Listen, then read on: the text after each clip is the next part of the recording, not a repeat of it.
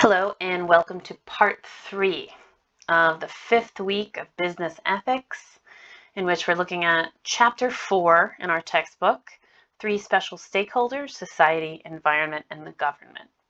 We've made it about halfway through the second section, where we're talking about the relationship between business and the natural world around it.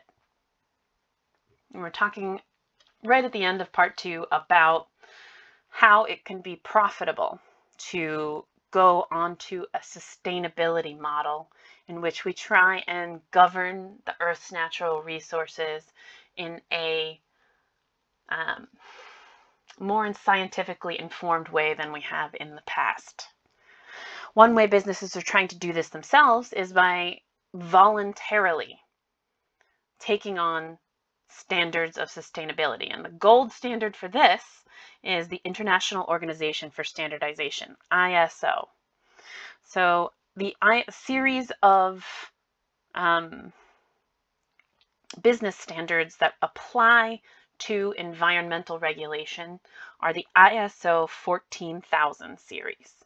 And our textbook tells us that, let's see, I want to get the number right, close to 15,000 companies.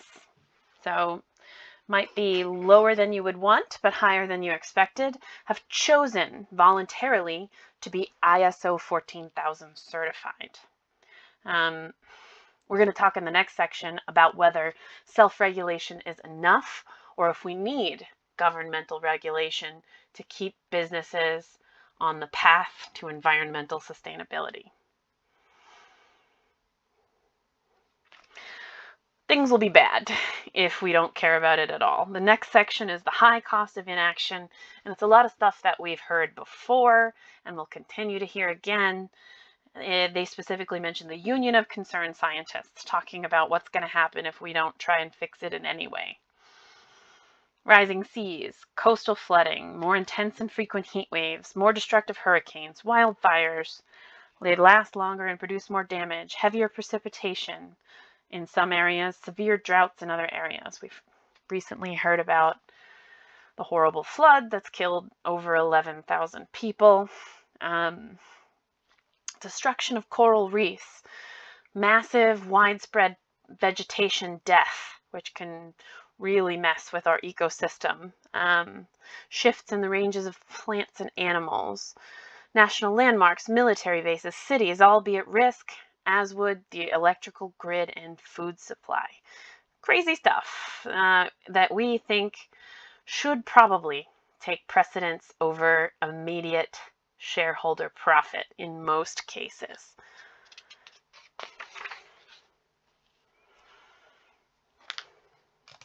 Oh, here is the list of the 15,000-ish companies that have chosen to be ISO certified.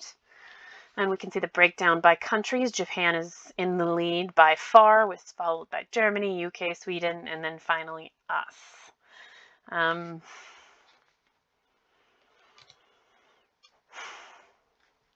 But how about you? Okay.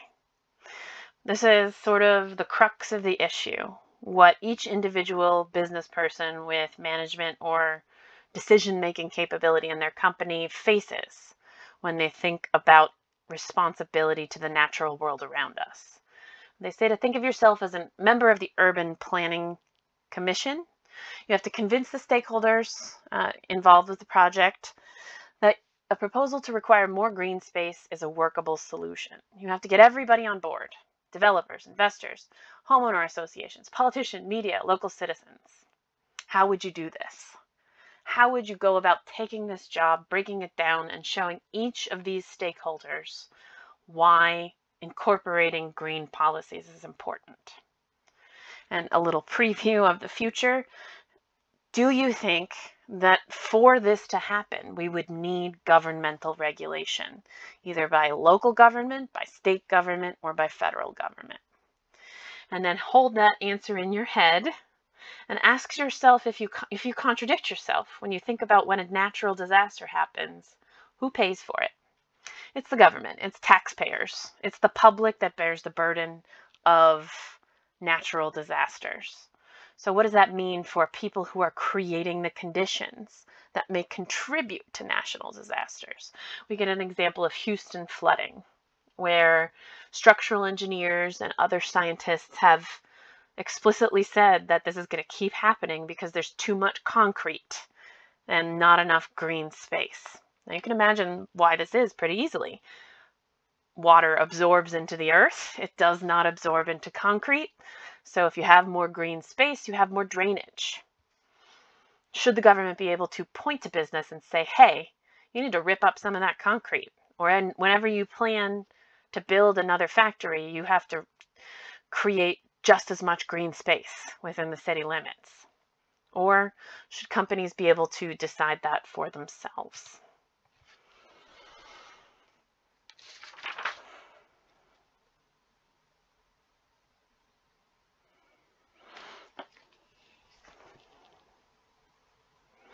On that note, before we look at this feature box, Ethics Across Time and Cultures, I would want to talk about this section, Environmental Economics and Policy. There are a bunch of different ways that I've mentioned several times to think about how business should aim for policy to be implemented. Free market economists say that free enterprise has been the most effective way to increase and spread around wealth that we have discovered yet in the world. But their opponents or critics of pure free enterprise without regulation say none of that could have happened without the natural resources that were exploited to make that free enterprise possible. So our book says, does business as the prime user of these natural resources owe a debt to society?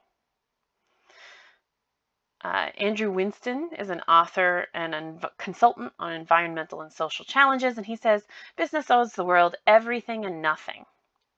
Sustainability is not about philanthropy, but about profitability, innovation, and growth. It's just good business. Some other thinkers about business's role within the natural world say, no, that's not true. In the real world that we live in now, corporations have the most social and political power of any other entity, including government. These multinational corporations have way more power than especially like state and local governments. So they're gaining new roles that they have to take seriously the more power that they get. It's business's job, in other words, to make sure that we protect the natural resources that we use to keep our economy going. I think I'm going to leave this feature box to you again because I don't want to get to part 4 and 5 and not be anywhere near closing out the chapter. We can also think about who bears the burden of the costs. And they use the example of solar power, in which it's 20% more, they say. I don't know if that's accurate, to at least for outlying costs to fit your home with solar panel roof. Over time, you might save money. And some people have even made money making power that gets piped back to the power companies. But you have to have the extra 20% to invest into your house. And that's putting the burden on individuals instead of the government or corporate entities as a whole.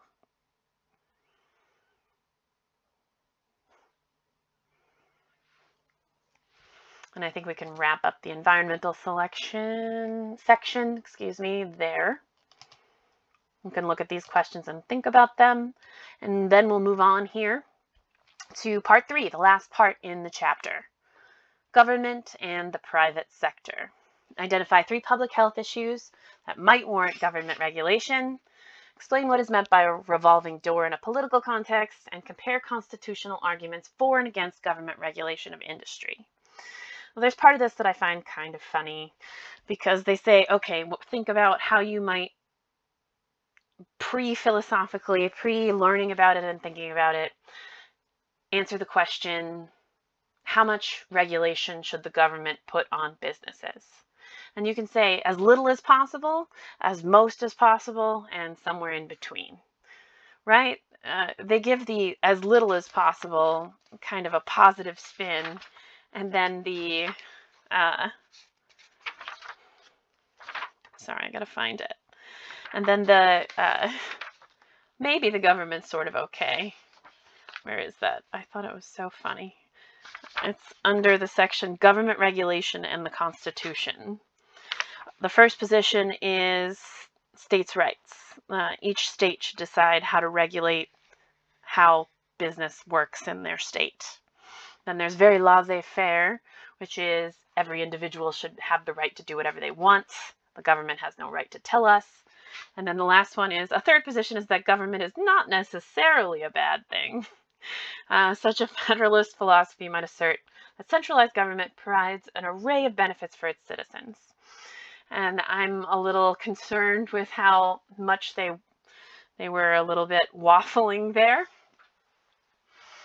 As much as we might dedicate ourselves to the profit motive and free enterprise and the very real benefits that that can accrue, I would say that the history of governmental regulation in business has proven beyond a doubt that at least some regulation is very valuable to protect the health and welfare of citizens, such as the 8-hour workday, the 5-day work week, OSHA and protections from very dangerous factories and equipment, clean air, clean water. There's something to be said for big businesses regulating themselves, but there's something, again, that push and that pull between individual rights and community welfare. So we'll quickly look at 3 public health issues that might warrant government regulation. We get a bunch here. We get alcohol, we get tobacco, we get the opioid crisis, gun control, in which there are very dangerous things out there in the world that individuals choose to do with their lives. When should the government step in? When should the government say, hey, we need to regulate the usage, sale, and production of these things that harm the populace? And that's another push-pull between individuals and global welfare. Because you might say, well, if you want to do a drug or a drink or shooting is your favorite hobby, what's the government have anything to do with it? You know, you choose. You're an adult. You get to say, I understand the risks and I'm okay with it. But then you get to the point where you get in a car when you're drunk or you shoot someone else. And it becomes more of a matter of people interfering with each other's rights and less about individual freedom. So in issues like that, it might very well be that we need government regulation of some sort, and that should be up for democratic debate, the limits and type and the procedure in how we do that. What is a revolving door in a political context? This is when top executives of a company go work in the top ranks of the government and then come back to the company. And you can see how there would be a pretty big ethical issue there in which, okay, the CEO or the CTO of Goldman Sachs goes and works on the cabinet for a while and influences policy so Goldman Sachs can get a better situation to make more money. And then he or she comes back and gets their job again at Goldman Sachs.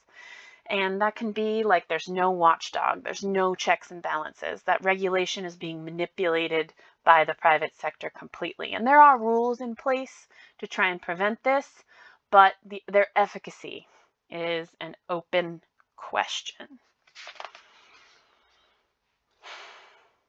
Talking about the 3 positions, I jumped a little bit ahead. Government, no regulation, all the regulation, or somewhere in between. We can think of constitutional viewpoints on this. And this is thorny because some people think that the Constitution is just the way things should be, and that our job when we develop laws is to interpret contemporary situations in the language of the Constitution itself. And in the Bill of Rights, I think, it says specifically, all of the rights not specifically granted to the federal government fall under the power and purview of states' rights. So the federal government's only supposed to be able to do a set number of things, and then the states are supposed to decide everything else for themselves. Other people think that the Constitution should be a living document, meaning it should be changed as the circumstances of the world change. So free market economists often rely, not completely, I don't want to be reductionist, on economists like Adam Smith, who was writing in the 1700s. If you've ever heard of the invisible hand, it means that whenever inequality arises in a market, the invisible hand of the producers versus the consumers will reach in and balance it out eventually. But he could have never foreseen the technology and globalization of 250 years later. I mean, the idea of dominating an entire market globally just was impossible back then. So while someone who was writing then may have deep and lasting insight into how the world works, they don't necessarily have the answer that's right forever. So we have those two sort of understandings of the Constitution and the role of government regulation in business. One of the other last big things I want to mention in this chapter is the case Citizens United versus the Federal Election Commission. And this is also under the section Government Regulation and the Constitution. This was a pretty big deal. For a long time, business entities were not allowed to contribute to political candidacies, and they were not allowed, or there was a very limited number of dollars that they could, and they weren't allowed to actively lobby for particular people to be elected. But the Supreme Court in this case in 2010 ruled 5-4 that laws preventing corporations from using general treasury funds for political advertising violates the First Amendment's guarantee of freedom of speech. So if corporate entities are granted personhood in some sense, they also should be able to participate in the election system. But when they have disproportionate in wealth and power, you can see how there are problems for general welfare. If a company has billions of dollars to spend making commercials and sending people around and creating slick multimedia products, that kind of money might have an undue influence on the outcome of elections. And some academics think that this is one of the reasons we are so divided in our country right now. We are so partisan. It's always the left, the right, and we won't even sometimes come to the table anymore. And a lot of this, according to these academics, can be traced back to the idea that so much corporate, I don't want to call it propaganda because that has a negative connotation, but it is information meant to persuade, has been drenched over us in the last 12, 13 years since this ruling. And I think now that we're coming up to 20 minutes, that's the end of this chapter, and we can stop with part 3. So this week you have homework and not a discussion. So once you listen to these videos and have read the chapter, you can find the homework within the assignments tab, and that'll be due about a week from when this goes live. Remember, you can always email me if you have questions, comments, or anything you want to talk about related to the course. See you next week.